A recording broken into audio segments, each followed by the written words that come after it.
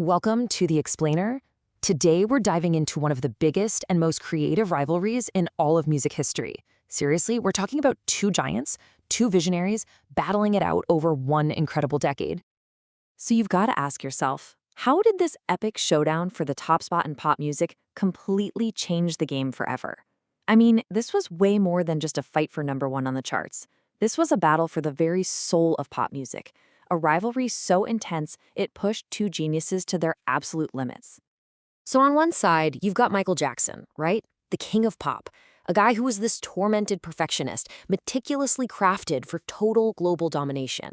And then, on the other side, you've got Prince, the self-made genius from Minneapolis who, let's be real, answered to absolutely no one. Okay, let's get into it. To really understand this rivalry, you have to understand the world they were living in, the 1980s. I mean, it wasn't just a decade, it was a cultural battleground, and there was only room for one king on that throne. Yeah, the music charts were just not big enough for both of them. It was inevitable. You had Jackson making these perfectly polished, massive pop anthems that everyone could sing along to. And then there was Prince, crafting this raw, funky, supercharged sound that was just totally out there, like nothing you'd ever heard before. These two styles were bound to clash. It was unavoidable. And it wasn't just about the music, not by a long shot. Look at their styles. Michael's whole look was like a superhero costume for the pop world. The single glove, the jacket, the fedora, iconic. But Prince? His style was something else entirely. It was fluid, androgynous, super personal. It was a direct reflection of his rebellious art. We're talking about two completely different ideas of what a superstar could even be. So you know a rivalry like this can't stay behind the scenes for long. And sure enough, it just explodes into public view. The first big flashpoint, it all went down at a James Brown tribute concert in 1983. And how fitting is that? It happened on the holy ground of the godfather of soul himself. Okay, so picture this. The whole thing goes down in 4 super dramatic steps. First, Michael Jackson hits the stage. He gives this flawless, absolutely jaw-dropping performance, and then tops it off with the moonwalk. The crowd goes insane. Then, as he's leaving, he leans over and whispers something to James Brown. What happens next? Brown calls Prince to the stage. Now Prince is totally cornered, in a crowd that's already Team Michael, right? He grabs a guitar, tries to do this chaotic solo, and it just doesn't land. He ends up stumbling, knocking over a prop lamppost. I mean, it was a total disaster. And get this, people who were there that night, even folks in Prince's own crew, were convinced it was a setup, that Michael did it on purpose, that this wasn't just some accident. This public humiliation, well, that was the spark. It lit a fire in Prince that was going to burn for a very, very long time. But the battle wasn't just on stage. Oh no, it moved into the recording studio. And this is where a planned collaboration, a song that could have been the biggest thing in music history, just completely, spectacularly falls apart. So, the legendary producer Quincy Jones has this brilliant idea. Let's get the two biggest stars on the planet together for a duet on Michael's new song, Bad. I mean, can you imagine? It was supposed to be this huge moment, a pop music summit. It ended up being, well, the exact opposite. And the whole thing breaks down over the very first line of the song.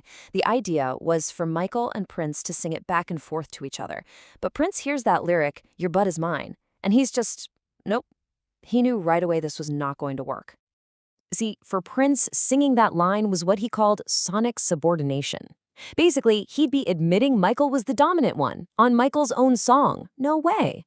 So he flat out refused. And then, in a total power move, legend has it he recorded his own, absolutely blistering version of the track and sent it to Quincy. The message was clear. This is how you do it. This just cemented his role as the ultimate outsider. You know, the same guy who famously skipped the We Are the World session? Yeah, that's Prince. And this whole bad incident, it perfectly shows just how different these two guys were. Michael was the meticulous planner. He was the peak of the 80s corporate music machine. Every single move was part of some gigantic marketing plan. But Prince, he was the complete opposite, a prolific, fiercely independent creator who played by his own rules. I mean, the guy played 27 instruments on his first album. He followed his inspiration, not a marketing plan. And if you want proof, just look at the numbers. They really do tell the whole story.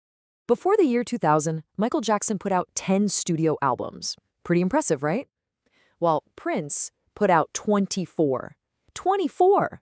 His creativity was just relentless, completely outpacing Michael's slow, careful perfectionism. So here's the thing. This wasn't just a friendly competition anymore. It grew into something much more intense, a mutual, almost secret obsession with each other. And that obsession is what pushed them to innovate in ways nobody had ever seen before. Yeah, this went way beyond simple competition. It was an obsession. It was like they were living rent-free in each other's heads. They became this silent challenge to each other, a constant push to be bigger, to be better, to be more groundbreaking. And the stories from this time, they're legendary. You'd hear about Michael showing up to Prince's concerts in disguise, just there to scout him out, studying everything he did. And Prince, who was never subtle about anything, was on stage one night, saw Michael in the crowd, and supposedly aimed a mirrored heart prop right at him, blasting the spotlight back in his face. It was like a secret war, but they were fighting it right out in the open. And this is the key. This is why all of this matters so much. That obsession, it fueled some of the most incredible art of the century. Michael gives us Thriller, which completely redefines the music video and what a pop star could be. So Prince fires back with Purple Rain, a groundbreaking movie and album that just tore up the rulebook for rock stardom. It was a creative arms race. And you know who won? We did. The music world won. So, okay, after all the drama, the public showdowns, the secret battles, what are we left with? What's the real legacy of this incredible rivalry? You know, there's this French term folie à deux. It means a madness shared by two people. And maybe that's the best way to describe it. It was an obsession, for sure, a rivalry, absolutely. But in a weird way, it was also kind of a creative partnership.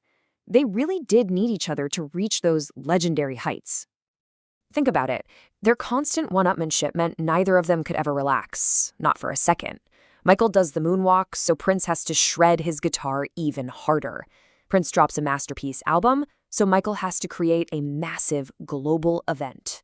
They literally forced each other to keep reinventing themselves, to keep perfecting their art. And that's why, in the end, the real winners were us. All of us.